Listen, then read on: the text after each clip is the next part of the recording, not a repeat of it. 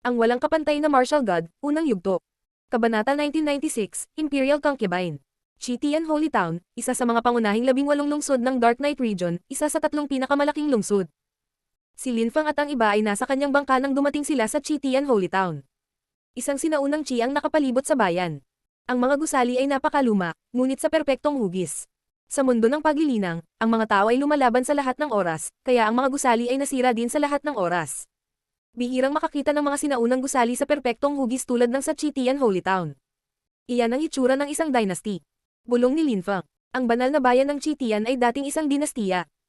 Kahit na nagkahiwa-hiwalay na sila sa bandang huli ng kasaysayan, iba pa rin ito sa ibang mga lugar. Ang mga dinastiya ay namuno pa rin sa bayan. Ilang sekta at sinaunang banal na angkan ay nanirahan doon sa kalaunan, ngunit hindi sila pumalit. Ibang-iba ito sa banal na lungsod. Ang mga dinastiya ay iba sa ancient holy clans, kahit na sila ay naging maliit at nawalan ng impluensya, mas maimpluensya pa rin sila kaysa sa ancient holy clans o mga sekta. Ang mga tao mula sa dynasties ay mapagmataas at mayabang. Iginagalang nila ang kanilang mga ninuno, dahil hindi nakakalimutan ng mga dinastiya ang tungkol sa dinastiyang Chitian, ang kanilang mga ninuno. Para silang mga bansa, ang mga dynasties ay parang mga bansa. Ang banal na bayan ng Chitian ay halos isang rehiyon na binubuo ng ilang bansa. Siyempre, ang mga dinastiya ay higit na hindi kapanipaniwala kaysa sa mga bansa. Sabi ng binata mula sa TNC Dynasty. Inimbitahan niya si Lin Fang at ang iba pa, kaya kailangan din niyang sumama sa kanila. Huwag kang lumipad kapag nasa dynasty ka. Ito ay tanda ng kawalang galang. Hindi ka man lang makalipad sa itaas ng ulap. Sabi ng binata. Tumanggo si Lin Fang, ito ay pamantayan sa lahat ng malalaking impluensya. Pagkaraan ng mahabang panahon, itinuro ng binata ang isang gusali at sinabi kay Lin Fang. Iyan ang dinastiyang TNC. Punta tayo dyan. Sige, pagsang-ayon ni Lin Fang. Ang dinastiyang TNC ay nakaligtas sa pagkalansag ng dinastiyang Chitian, ipinagmamalaki ito ng binata. Napakahigpit ng dinastiyang TNC pagdating sa proteksyon, ngunit walang pumihil kay Lin Fang at sa iba pa na makapasok. Ang lahat ng mga gusali ay may kahangahangang hitsura, at ang mga gwardya ay pawang mga emperador. Bamantong hininga si Lin Fang. Sa kanyang homeworld, maaring mamuno ang mga emperador sa mga bansa at imperyo, ngunit sa dinastiyang TNC, sila ay mga ordinaryong gwardya lamang. Saan tayo pupunta? Tanong ni Lin Fang sa sugo. Pupunta tayo sa Holy Imperial Concubines Building. Ang Imperial Concubine ay magbibigay sa lahat ng welcome dinner, at maaari kang magpahinga ng ilang araw pagkatapos. Kapag narito na ang lahat, makikita mo ang banal na soberano. Isa pa, sa mga araw na ito, maghihintay din ako ng mga order. Kung gusto mong pumunta at mamasyal sa Chitian Holy Town, maaari din akong maging gabay mo. Kahit na ang sugo ay mukhang napakabata, siya ay napakamagalang at magalang, madaling pakisamahan. Pinapayapa niya ang mga tao. Banal na concubine. Bulong ni Lin Fang. Ang mga dinastiya ay iba, gaya ng inaasahan. Una silang tinanggap ng banal na concubine. Pagkaraan ng maikling panahon, dinala ng sugo si Lin Fang at ang iba pa sa ilang malalawak at eleganteng bahay ng mansyon. May mga malalaki at matataas na gusali, maliliit na tulay sa itaas ng maliliit na ilog, lunti ang kabundukan at kagubatan ng kawayan, mga talon, tila isang painting. Makalipas ang maikling panahon, dumating ang isa pang grupo ng mga tao, ang pinuno nito ay isang maganda at masiglang babae. Ang kanyang magagandang mata ay patuloy na kumikislap, siya ay mukhang marangal at dalisay. Napakabata niya, at sa tabi niya, may ilang taong nakasuot ng itim na baluti. Mukha silang malupit at marahas. Kakaibang paraan ng tingin ng babae sa kanila. Pagkatapos, tumingin siya sa sugo at yumuko. Prinsipe, ito ba ang mga tao mula sa banal na lungsod? Mahinahong tanong ng babae. Maamo at cute siya, at maganda ang boses. Tunog niya at parang prinsesa. Si Lin Fang, Hao Qinglin, Jian Mang, at Meng Qing ay mula sa Champion University sa Holy City. Lahat sila ay nasa Celestial Champion ranking list. May isa pa sa top 10, pero mag-isa siyang dumating, dapat dumating na siya. Sagot ng sugo. Napakabata nilang lahat. Paano hindi ka panipaniwala? Salamat sa pagdating niyo kahit nagaling kayo sa napakalayo. Sabi ng babae, nakangiti kay Lin Fang at sa iba pa, yumuko pa siya ng may paggalang. Dapat mas malakas ka kaysa sa amin, prinsesa. Sagot ni Lin Fang na may magalang na ngiti. Ang babaeng ito ay isang mataas na antas ng emperador. Siya ay banayad at magalang, at hindi mukhang mapagmataas at mayabang sa lahat. Ang mga babaeng tulad ni Yu Wenjing ay hindi kayang makipagkompetensya sa mga ganoong babae. Noong ang prinsesa ay isang katamtamang antas na emperador, naunawaan niya ang layunin ni Dao. Ngayon, siya ay isang mataas na antas na emperador at ang kanyang layunin sa Dao ay napakalakas. Siyempre hindi siya mas mahina sa'yo. Kung pupunta siya sa Champion University, una siyang ranggo. Crush niya si Ji Chang. Agresibong sabi ng isang binatang nakasuot sa tabi niya. Nang sabihin ni Lin Fang na malamang na mas malakas siya kaysa sa kanila, naramdaman niyang ito ay huwad na kahinhinan. Tiningnan din niya siyang masama. Sa mga araw na ito sa Champion University, mayroong 4 na tao na mga medium level na emperor sa nangungunang 5. Kahit na sila ay may talino at naiintindihan ng lakas ng Dao, nangangahulugan ito na ang Champion University ay isang masamang unibersidad. Bastos. Galit na sabi ng prinsesa. Tumalikod siya at binitawan si Chi na nagpahirap sa kanya. Hindi naglakas loob na tumingin sa kanya ang binata at ibinaba ang ulo. Humingi ng tawad. Malamig na sabi ng prinsesa. Prinsesa. Sabi ng binata, natulala at itinaas ang ulo. Humingi ng tawad. Galit na sabi ng prinsesa ngayon. Nanginginig ang binata at sinabing, paumanhin, patawarin mo ako. Walang masama. Sabi ni Lin Feng, nakangiting walang pakialam. Wala siyang pakialam. Gayunpaman, sinabi sa kanya ng binata gamit ang telepathy. Humihingi lang ako ng tawad dahil may utos sa akin ang prinsesa. Kung hindi dumating si Ji Chang, siguro hindi na kailangan ng TNC Dynasty ang mga tao ng Champion University. Ito ay isang katotohanan. Tumiti si Lin Feng nang walang pakialam at hindi siya pinansin. Gayunpaman, magalang na sinabi ng prinsesa kay Lin Feng. Lin Feng, pakiusap. Ibinalik niya ang tingin sa binata. Ang binata sa armor ay hindi nakarinig tungkol kay Lin Feng, ngunit narinig ng prinsesa. Tinalo ni Lin Feng si Ji Chang sa Pathfinder Day ng Imperial Rankang List noong 1 taon, at siya ay pangatlo sa Imperial Rankang List ng Holy City. Ngayon, pangalawa na siya, dahil si Ying Cheng ay naging isang dakilang emperador. Siyempre, alam niya na hindi si Ji Chang ang una sa rangkang. Natalo ng isang medium level na emperor si Ji Chang, isang champion, nagulat siya. Maaaring hindi niya kayang talunin si Lin Feng mismo. Alam din niya na kung gusto ni Lin Feng na patayin ang kanyang mga bantay, magiging madali para sa kanya. Hindi niya akalain na si Lin Feng ay magiging napakabait at maalalahanin. Pakiusap, prinsesa. Sabi ni Lin Feng, sumunod sa kanya habang inaakay niya sila. Makalipas ang maikling panahon, nakarating sila sa isang silid na may sahig na jade, kung saan isang magandang babae na naghihintay doon ay ngumiti ng manipis sa kanila. Naakit ang mga mata ni Lin Feng sa kanya, parang hindi na siya makatingin sa iba. Napayuko lahat ang mga bantay sa tabi ng prinsesa, si Lin Feng ay may sensasyong wala nang iba pa sa paligid niya, nakatitig lang siya sa walang kapantay na magandang babae. Pero mabilis siyang bumalik sa katinuan. Napakalakas ng babaeng iyon. Maligayang pagdating, lahat. Sana naging maganda ang biyahe niyo. Nakangiting sabi ng babae, masyadong nakakaakit. Si Lin Feng at ang iba ay yumuko sa kanyang harapan at sinabi niya. Ikaw ay dapat ang Imperial Concubine. Oo, hindi na kailangan sumunod ng mahigpit sa mga formalidad, bagaman. Mangyaring pumasok, pakiusap. Pahinahong sabi ng Imperial Concubine. Umupo si Lin Feng sa kanyang tabi, gayon din ang iba. Ang walang kapantay na martial god, unang yugto. Kabanata 1997, Ancient Historical Remains. Lin Feng, kahit na nasa Chitian Holy Town tayo, alam ko ang tungkol sa Holy City. Medyo sikat ka na, ang sabi ng Imperial Concubine na may maamong ngiti. Siya ay mukhang kaakit-akit, si Lin Feng ay napukaw sa pamamagitan lamang ng pagtingin sa kanyang mga labi. Pinapapuri mo ako, Imperial Concubine. Sagot ni Lin Feng, nakangiting mapakumbaba. Sinubukan niyang manatiling kalmado. Lin Feng, ikaw ay isang katamtamang antas na emperador at ikaw ay pangatlo sa Imperial Rankang List, hindi iyon pambabala, iyon ay isang katotohanan. Nakangiting sabi ng Imperial Concubine. Lin Feng, sino sa tingin mo ang makakarating sa pinakamataas na antas sa kanilang buhay? Ying Cheng, Ji Chang, Xu Chunkyu, ikaw, o sino man? Nagulat si Lin Feng, anong klaseng tanong iyon? Paano ko sasabihin ang tungkol sa ibang tao, Imperial Concubine? Magalang na sagot ni Lin Feng. Mahinahong ngumiti ang Imperial Concubine. Tama ka, ngunit sigurado ako na kung tatanungin ko si Xu Chunkyu, Ying Cheng, o Ji Chang, sasabihin nila. Akala nilang lahat sila ang pinakamalakas. Nag-imbita ako ng mga tao mula sa Champion University dahil sa iyo, Lin Feng. Mahal ka ng anak ko, sana ay matulungan mo siya. Sabi ng Imperial Concubine na masuyong sumulyap sa prinsesa. Imperial Concubine, gagawin ko ang aking makakaya. Nagulat si Lin Feng. Wala siyang pakialam na masaktan si Ji Chang sa pagsasalita ng ganyan. Malamang alam ng Imperial Concubine na malapit sina Lin Feng, Jian Mang, Hao Qinglin, at Meng Qing. Bilang isang ina, gamaan ang pakiramdam ko noon. Sabi ng Imperial Concubine, tumayo at yumuko sa harap ni Lin Feng. Mabilis na tumayo si Lin Feng at sinabi, Imperial Concubine, ikaw ang aking nakatatanda, hindi ka maaaring yumuko sa harap ko. Isa akong ina, nararapat lang. Sabi ng Imperial Concubine, yumuko muli. Tumiti siya kay Lin Feng at sinabi, siya nga pala, dapat ay awkward kang makasama ako. Hindi kita iistorbahin. Lin Feng. Kung may kailangan ka, sabihin kay Piao Zhu na pumunta at tawagan ako. Pagkatapos noon, umalis na siya. Natigilan si Lin Feng. Ang Imperial Concubine ay lubhang kakaiba. Lin Feng, kailangan mong alagaan ako. Nagsalita ang prinsesa, nakangiti pagkaalis ng Imperial Concubine. Mukha siyang maganda at presko na parang bulaklak. Inis na inis ang binata sa tabi niya. Ganyan ba kalakas si Lin Feng? Bakit naging magalang ang Imperial Concubine at ang prinsesa? Wala siyang ideya.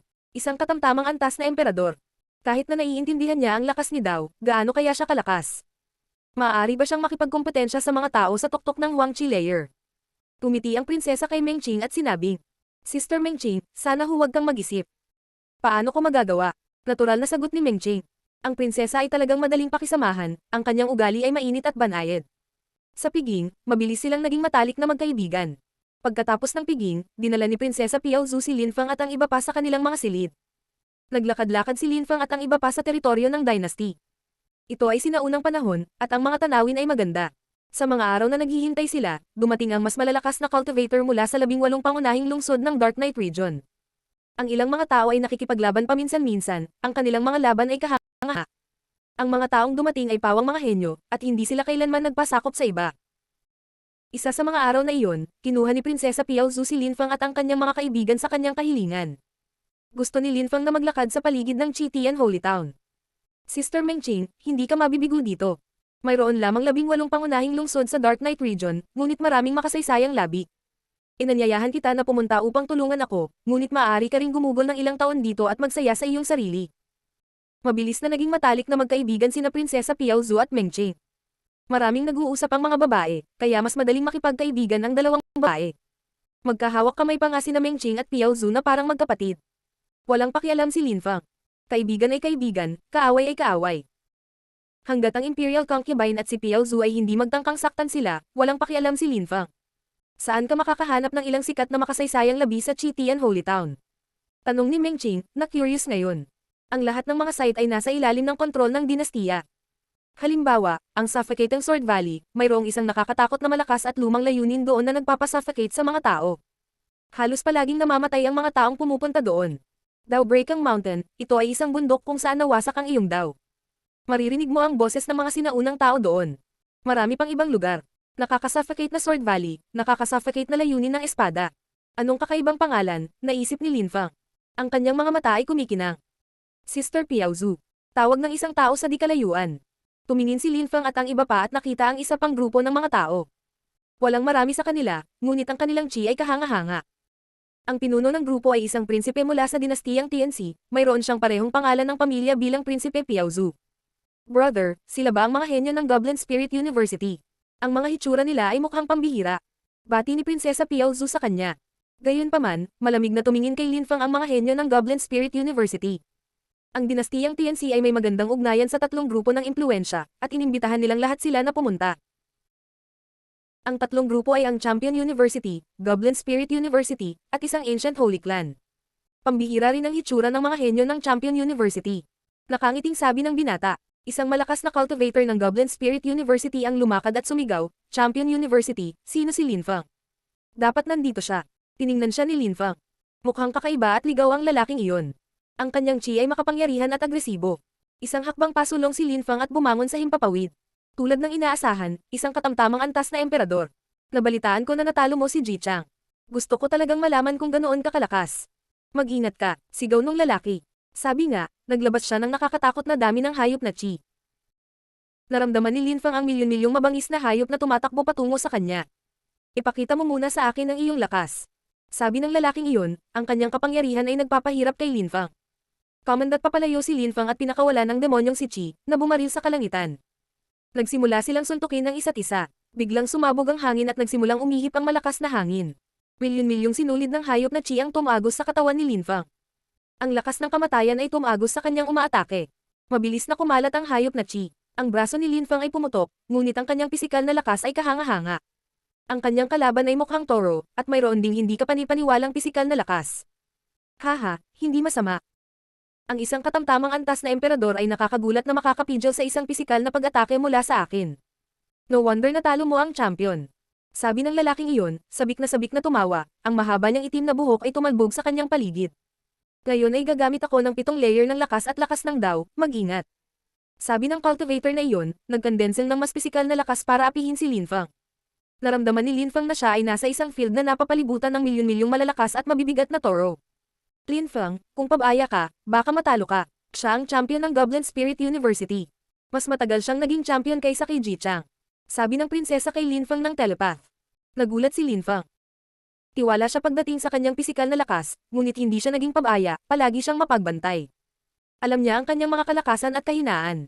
Ang kanyang kahinaan ay ang kanyang cultivation level. Ang lakas niya na alam niya ang maraming bagay. Naturally, kapag nakikipaglaban sa mga taong may mas mataas na antas ng paglilinang, kailangan niyang maging mas maingat. Boom! Naramdaman ni Linfang ang kakaiba ngunit nakakatakot na lakas na. Kumikislap ang mga ilaw sa paligid, at milyon-milyong toro ang umuungal sa dumadagandong na galit, sinusubukang durugon si Linfang. Ano ang layunin ni Dao? Naisip ni Linfang, ang kanyang mukha ay naninigas. Nakakakilabot ang lakas ng kalaban niya. Binato ni Linfang ang kanyang Celestial Stage Deployment Spell at pinalalakas ang kanyang lakas. Tumitaw din ang World of the Living imprint sa paligid niya, na naglalaman ng walang katapusang dami ng lakas. Ang walang kapantay na Martial God, unang yugto. Kabanata 1998, malapit ngunit malayo. Ang dalawang pag-atake ay nagbanggaan, at ang World of the Living imprints ay agad na naputol, habang ang mga naglalakihang toro ay umuungal at unti-unting nagkalat. Gayunpaman, naramdaman ni Linfang ang isang nakakatakot na ligaw at mabangis na chi na nakapalibot sa kanya habang ang lupa sa ilalim ng kanyang mga paa ay nagsimulang kumaluskos. Nakakatakot ang iyong sinaunang imprints technique. Grabe, natalo mo ang atake ko, sabi ng umatake na masayang tumatawa. Kaya pala natalo mo si Ji Chang. Malakas ka talaga. Maaari mong labanan ang aking mga pag-atake, maaari mong ipagmalaki. Tumingin si Linfang sa ibang lalaki. Ang lalaki ay parang baliw, ngunit siya ay talagang malakas. Linfang, sa hinaharap, magkapit kamay tayo. Sana bago ka pumunta sa banal na lugar, lalo kang lumakas. Kung maaari kang maging isang mataas na antas ng emperador bago pumunta, iyon ay magiging mahusay. Siguradong masusulit ni Piao Zhu. Wika ng prinsipe, na nakangiti kay Linfang. Kahit na siya ay magalang sa tunog, nararamdaman pa rin ni Linfang ang sensasyon na tinitingnan siya ng lalaki. Ang mga tao mula sa dinastiyang TNC ay malamang na nakikipagkompetensya sa loob ng dinastiya. Marahil ang binatang ito ay nakikipagkompetensya kay Piao Zhu. Nag-imbita sila ng tatlong magkakaibang grupo, kaya halos sigurado si Linfang na may tatlong magkakaibang mga inapo sa henerasyong ito.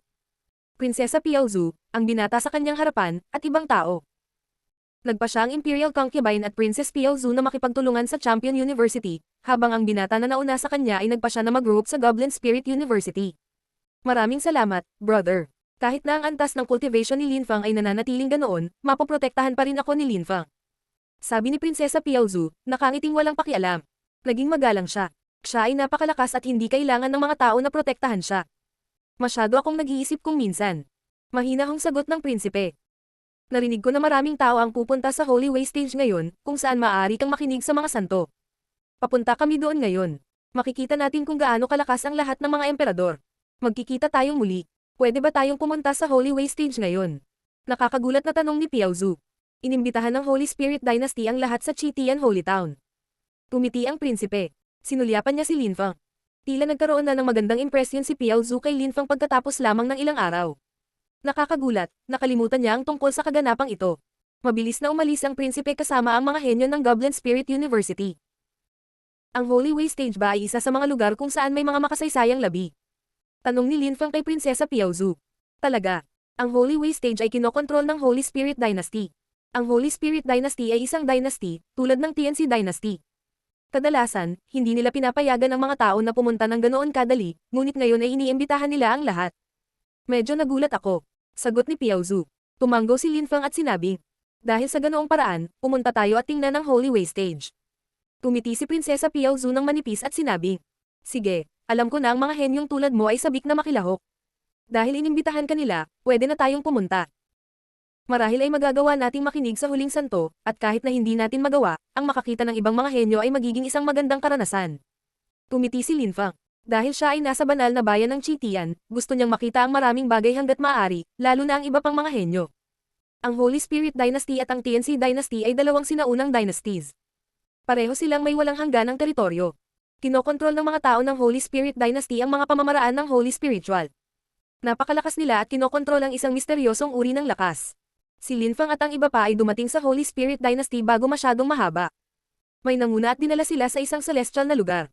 Ito ay tila isang maulap na fairyland na may maraming makantab na haligi. Marami ng tao ang nandoon. Nakita ni Linfang ang maraming babae, na lahat ay mukhang hindi kapani-paniwalang maganda, na may malakas na celestial chi.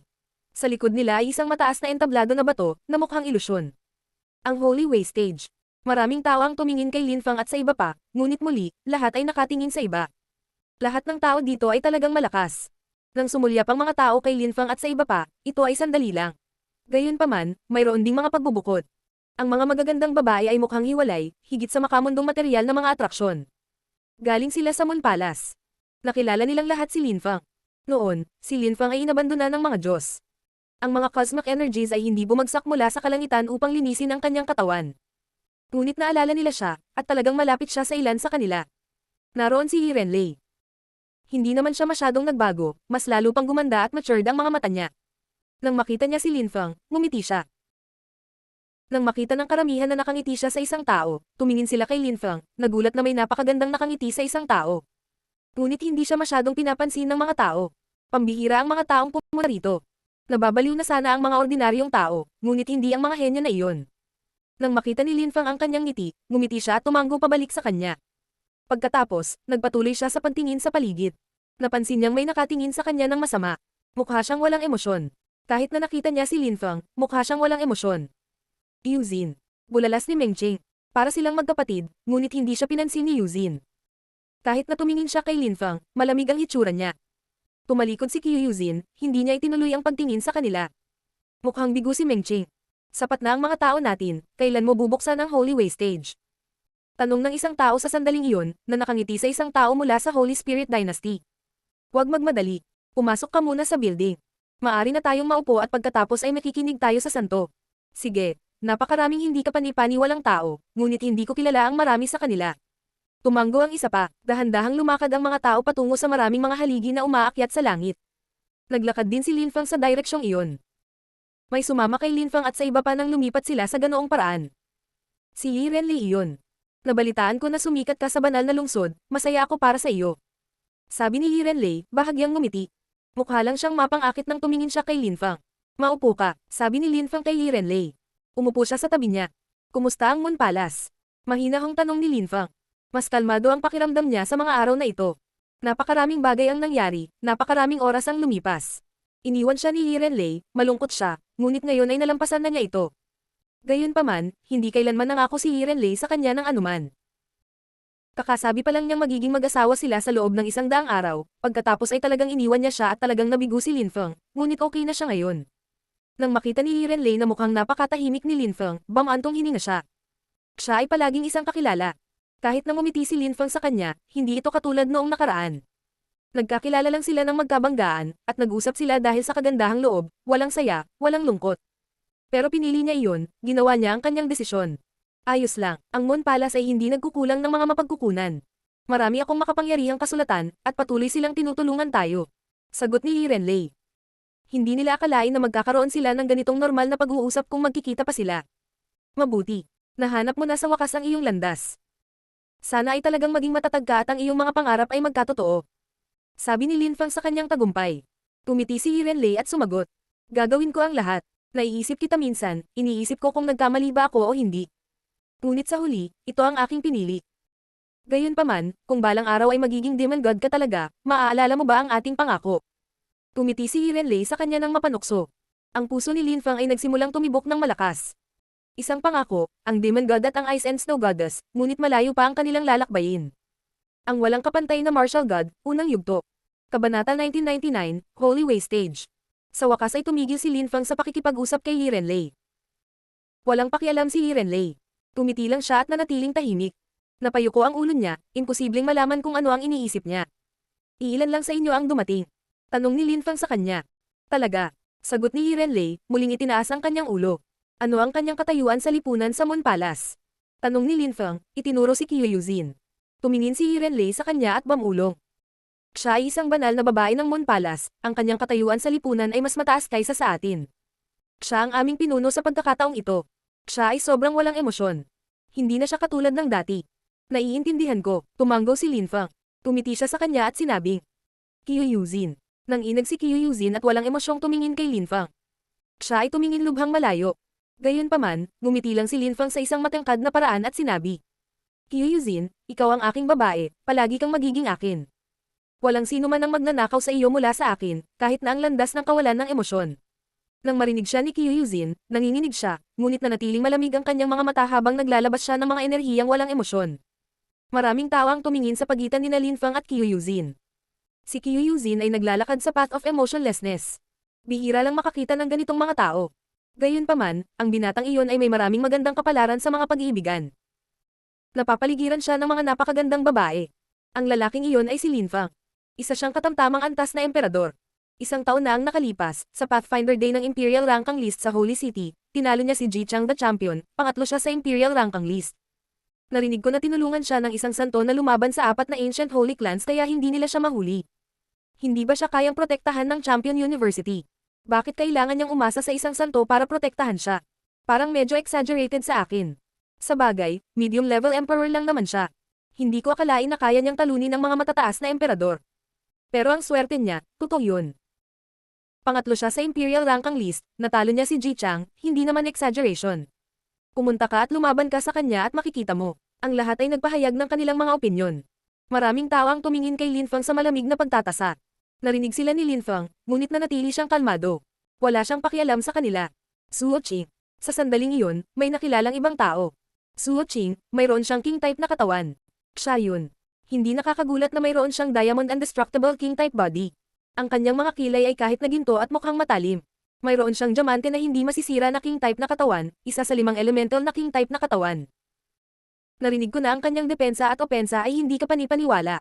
Diamond indestructible king-type body. Nagulat si Lin Fang.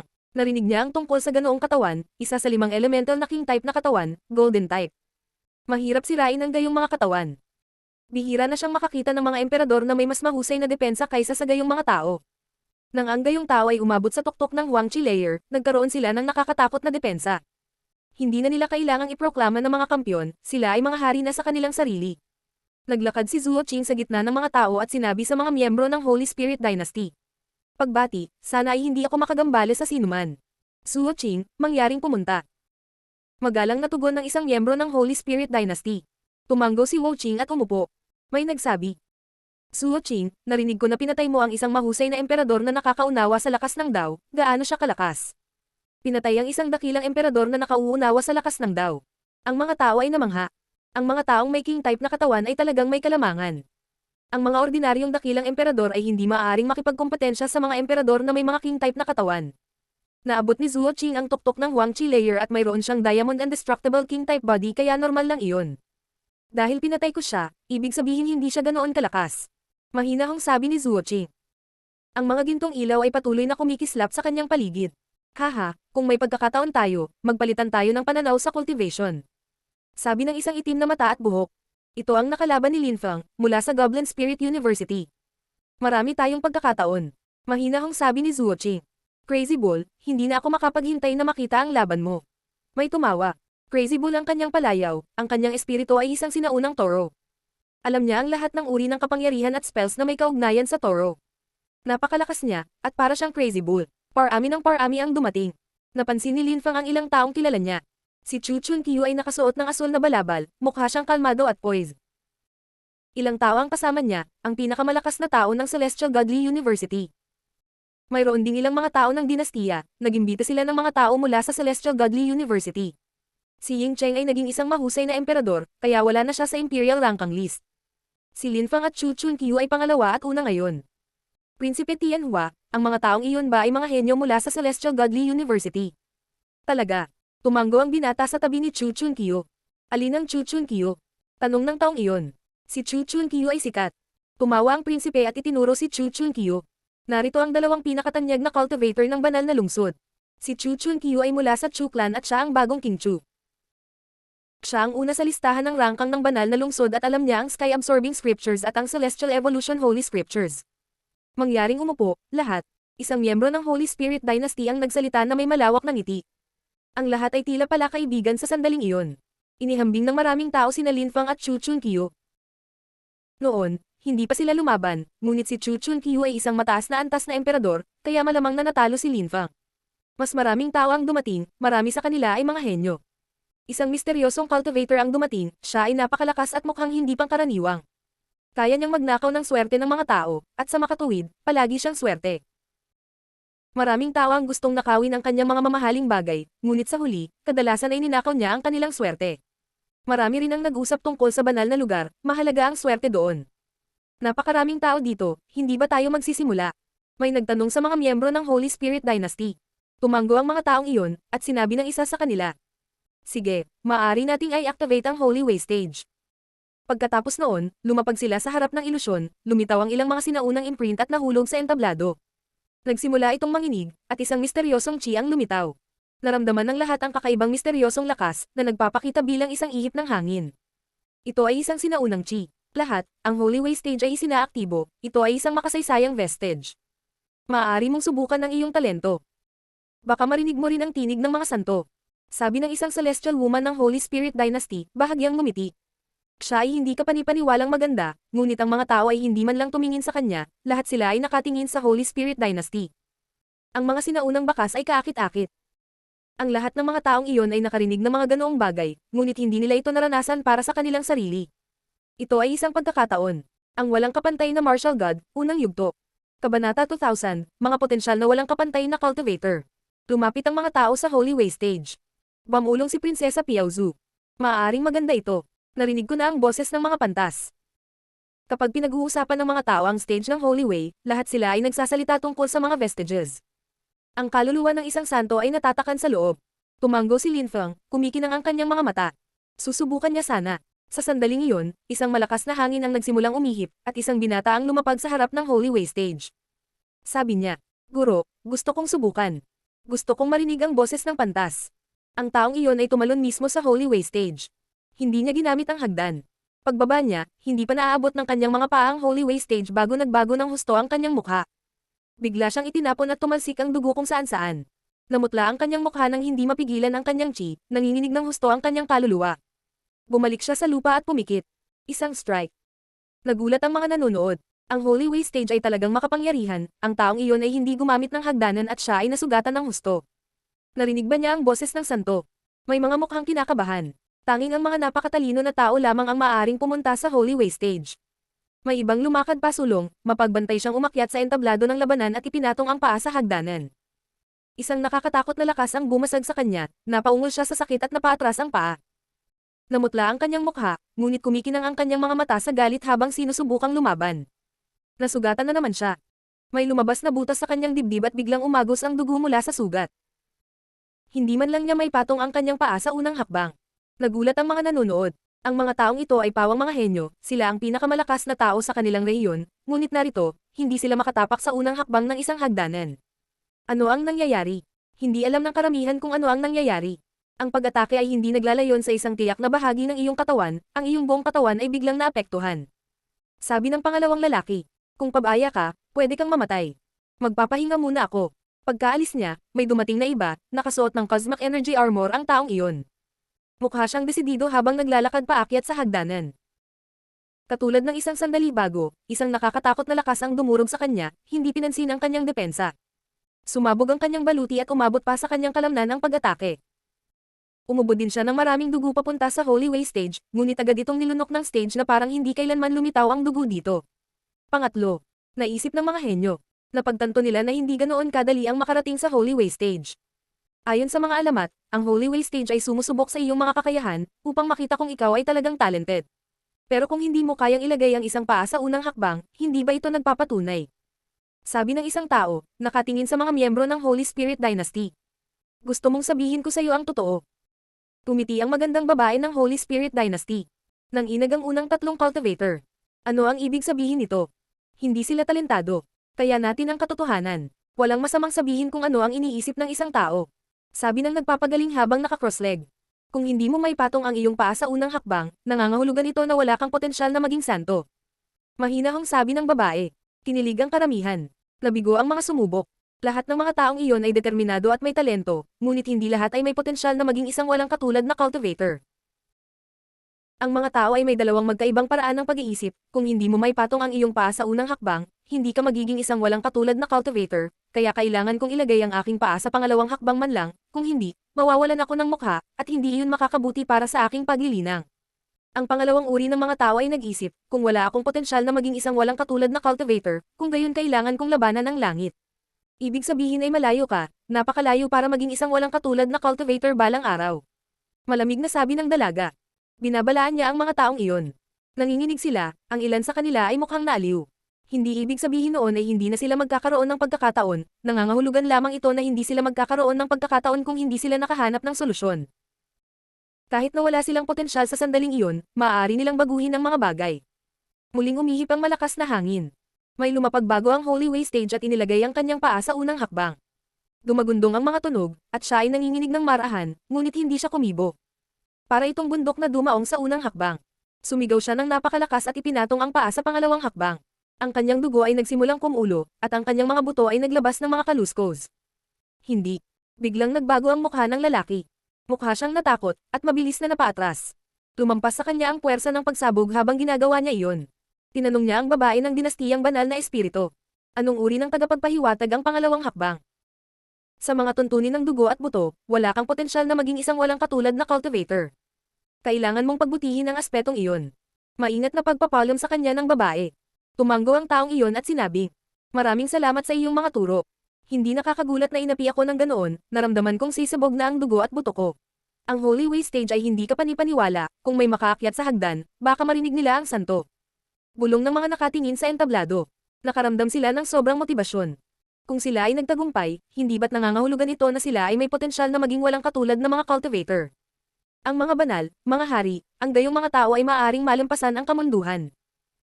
Tingnan natin kung mapipigilan ako ng entablado. Ito ay Crazy Bull. Siya ay tumalon pasulong, mga dagandong at mga pagsabog na umaalingaw sa kanya. Umungol siya at pinatong ang paa sa unang hakbang, hindi siya tumigil, nagpatuloy siya sa paglalakad. Isang makapangyarihang toro ang lumitaw sa kanyang likuran, ang kanyang buhok ay lumilipad sa hangin, at siya ay nasa pangalawang hakbang na. Hindi naman siya itinaboy, ibig sabihin, mayroon siyang tamang dugo at buto para maging isang walang katulad na cultivator. Maaari ba siyang umakyat sa pangatlo? Nagtataka ang karamihan, ang mga mata ay nakatutok sa Crazy Bull. Huminto siya ng ilang segundo at pagkatapos ay nagpatuloy, gumawa ng isang malaking hakbang patungo sa ikatlong hakbang. Boom boom boom. Umiling siya ng malakas at umungol ng malakas. Maraming tao ang kinilig. Maayos na siya. Ang Crazy Bull ay nasa ikatlong hakbang, gaano kalakas. No wonder naging champion siya. Siya ay nagkaroon ng hindi kapanipaniwalang potensyal. Ibig sabihin ay sapat na ang iyong determinasyon upang maging isang walang katulad na cultivator balang araw. Sabi ng babae ng Holy Spirit Dynasty. Ang Holy Way stage ay isang pagsubok sa iba't ibang katangian, sa totoo lang. Gayunpaman, may dalawang malalaking hakbang bago ang Crazy Bull, at pagkatapos ay ang aktwal na Holy Way stage. Sa wakas, kumilos muli si Crazy Bull, itinapat niya ang isang paa sa ikaapat na hakbang, at ang kanyang mukha ay namutla ng nakamamatay. Pinilit niyang manatiling determinado, na mula ang mukha, may lumabas na dugo sa mata, tenga, at ilong. Ang hangin ay nanginginig sa kulog, at ang Crazy Bull ay napabalikwas habang ang kanyang dugo ay bumuwak. Bumagsak siya sa paanan ng stage. Nabigo siya. Nabigo rin ang Crazy Bull, isang champion. Nangangahulugan ito na wala sa kanya ang lahat ng mga katangian upang potensyal na maging isang walang katulad na cultivator. Hindi masama, sabi ng babae ng Holy Spirit Dynasty. Kahit na sa Holy Spirit Dynasty, kakaunti ang mga tao ang makakarating sa ikaapat na hakbang.